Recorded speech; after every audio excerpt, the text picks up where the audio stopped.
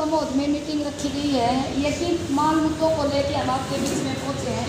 सबसे पहले तो मैं आपको बताना चाहूँगी, ये राजकुमार भिखाड़ा जी हैं जो CIT जो मजदूरों का संगठन है उनके जिला के कोषाध्यक्ष हैं। वो रणधीर जी हैं, रणधीर कुंगड़ जो किसान सभा के जिला प्रधान हैं। और ये तो आपके बीच में आशा वर्कर सचिव हुए हैं, उपदेश है वो एक आशा वर्कर है आपके गाँव से, और 5 आशा वर्कर गाँव भी से हमारे साथ हैं, और एक हमारे जो मुकेश है मुख्य आशा वर्कर। तो आज हम सबसे पहले तो आप यहाँ मीटिंग में पहुँचे, जिसके लिए मेरी बूढ़े बुजुर्ग और छोटी बिटिया भी इस मीटिंग में पहुँची हैं। सबसे पहले तो मैं आपका यहाँ पहुँच रहे थे धन्यवाद करती हूँ कि इतने अहम टाइम को आप आपके घर के काम को छोड़ के आप इस मीटिंग में आए हो, तो मैं आपका धन्यवाद करती हूँ।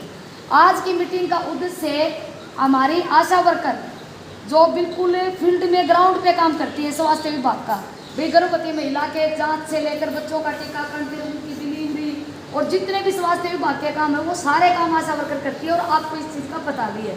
लेकिन आशा वर्कर को इसके बदले में सरकार देती क्या है ये भी आपको पता होना चाहिए। उसके बदले में सरकार मात्र 4,000 रुपये महीने के देती है इनको, और टाइम काम लेती है, पूरे 24 घंटे काम लेती है इनसे। और सिर्फ स्वास्थ्य विभाग का ही नहीं, अदर जो विभाग के काम है ना वो भी सरकार इन्हीं से मात्र 4,000 रुपये में लेना चाहती है। और अभी एक नया काम आ गया ऑनलाइन काम, कि भाई ऑनलाइन काम भी आप 4,000 रुपये में कीजिए। अब ऑनलाइन काम आप पढ़े लिखे भी हैं, पढ़ी लिखी बहू भी बैठी है या बिटिया भी है, ऑनलाइन काम एक टेक्निकल काम है, और उस टेक्निकल काम को करवाने के लिए कम से कम कोई भी टेक्निकल काम अगर करता है तो 40 से 50 हज़ार से नीचे कोई भी टेक्निकल काम नहीं करता। लेकिन सरकार ये चाहती है कि ऑनलाइन भी करते हैं और वो काम सरकार से आशा वर्करों से फ्री में लिया जाए, जिसका हमने पूरे हरियाणा के अंदर विरोध कर रखा है कि भी 4,000 रुपये में हम टेक्निकल काम नहीं कर सकते। अगर आपको टेक्निकल काम करवाना है तो हमारे समाज में बिल्कुल बेरोजगार पढ़े लिखे बच्चे घूम रहे हैं, जिनको कंप्यूटर की भी नॉलेज है, उनको कंप्यूटर दीजिए, आप लैपटॉप दीजिए और उनकी स्थायी भर्ती कीजिए, स्थायी भर्ती करके उन बच्चों से आप ऑनलाइन काम लो, और उनको कम से कम 50,000 रुपये आप सैलरी दीजिए, करवाइए ऑनलाइन काम। लेकिन हम 4,000 रुपये में ऑनलाइन काम नहीं कर सकते। तो काफ़ी मांगों को लेकर 10 मांगों का हमारा मांग पत्र बना है। उस मांग पत्र को लेके आज 56 दिन से हम हड़ताल पे बैठे हैं, और जब हम 56 दिन से यहाँ हड़ताल पे बैठे हैं तो आपको भी पता होगा कि जो गर्भवती महिलाएं उनकी डिलीवरी से लेकर उनकी जांच को, टीकाकरण को लेकर सारा काम बाधित है। आज आप भी ये सोच रहे होंगे कि जब हमने जरूरत पड़ा है तो आशा वर्कर और ना हमारे बच्चों को बुला रही है ना हमारा काम हो रहा है, तो काम तो बाधित है ना। इस चीज़ को तो आप मानते हो गाँव की महिलाएं। लेकिन सरकार को 1% भी ये नहीं लग रहा कि भाई मैटरनल डेथ हो रही है, इन्फेंट डेथ हो रही है, कितने जो टीकाकरण है वो टीकाकरण टाइम पे नहीं हो पा रहा। सरकार को बिल्कुल भी इस चीज़ से फर्क नहीं पड़ रहा। लेकिन अभी 29 तारीख को सरकार ने हमें 56 दिन हो गए, 55 दिन तब जाके हमें बुलाया। वहाँ हमारी बातचीत भी हुई, बातचीत में लेकिन जो हमारे मांग मुद्दे हैं उनके ऊपर पूरी तरह से वो खरे नहीं उतरे। अभी हमने अपने हड़ताल को 10 तारीख तक बढ़ा दिया। हमारी मजबूरी है हड़ताल करना, शौक नहीं है हड़ताल करना। हमें पता होता है जब हम हड़ताल पे होते हैं तो जिस एरिया में हम काम करते हैं वो एरिया परेशान होता है, हमें मतलब बहुत दुख होता है इस चीज़ का। अगर किसी के गांव अभी अगर देखिए हम बात करें हड़ताल के दौरान की, हड़ताल के दौरान पूरे हरियाणा में कम से कम 10 महिलाओं की मौत हो चुकी है डिलीवरी के टाइम। वो किस लिए हुई? क्योंकि हम उनके साथ नहीं होते, हम उनको सेटिस्फाई करते हैं, हम उनके साथ रहते हैं, उनको सही रास्ता दिखाते हैं कि भाई यहाँ से वहाँ जाना चाहिए, उस हॉस्पिटल में जाना चाहिए। तो हम एक बात और भी बता देते हैं आपको, हम सिर्फ और सिर्फ हमारे वेतन भत्तों के बढ़ाने के लिए नहीं बैठे, हम ये भी सरकार से मांग कर रहे हैं कि जितनी भी PHC, CHC, सब सेंटर, सरकारी हॉस्पिटल जो हैं उनके अंदर आप डॉक्टरों की भर्ती करो, स्टाफ की भर्ती करो, एक बच्चों का डॉक्टर हमें दे दो, सर्जन डॉक्टर दे दो, एनेस्थीसिया डॉक्टर हो, उसके अंदर एक अल्ट्रासाउंड मशीन हो, एक्सरे मशीन हो।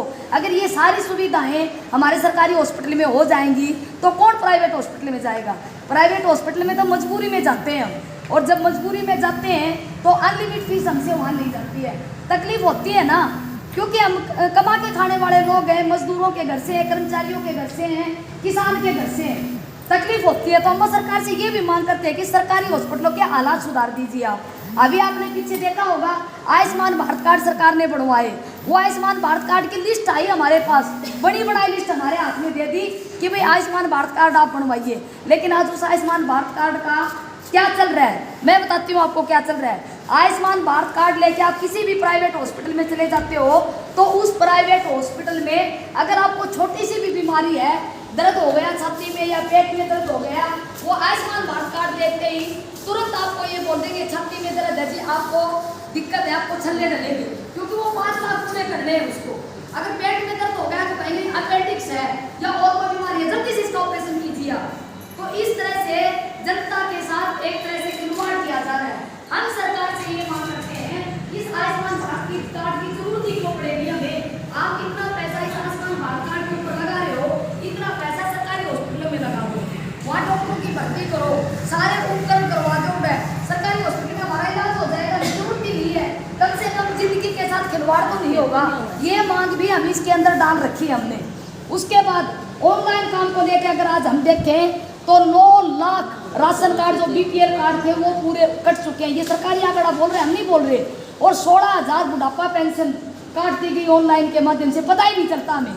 ऑनलाइन एक ऐसा सिस्टम कर दिया, हमें पता ही नहीं चलता कि कहाँ क्या चल रहा है।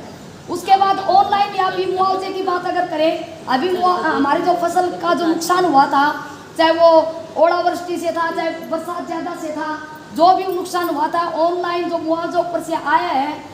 आमदनी की अगर बात करें तो 20% किसानों को मुआवजा मिला है, 80% किसान वंचित रह गए, उससे भी उनको मुआवजा नहीं मिला। तो ये मतलब एक तरह से जो कमा के खाने वाले लोग हैं उनके साथ एक खिलवाड़ कर रही है ये सरकार, ये तानाशाही है सरासर। तो इन सब मांग मुद्दों को लेकर हम सब गाँव जा रहे हैं, और जो इनकी नीतियाँ हैं उन नीतियों को आपके बीच में रख रहे हैं। जब ये बीजेपी सरकार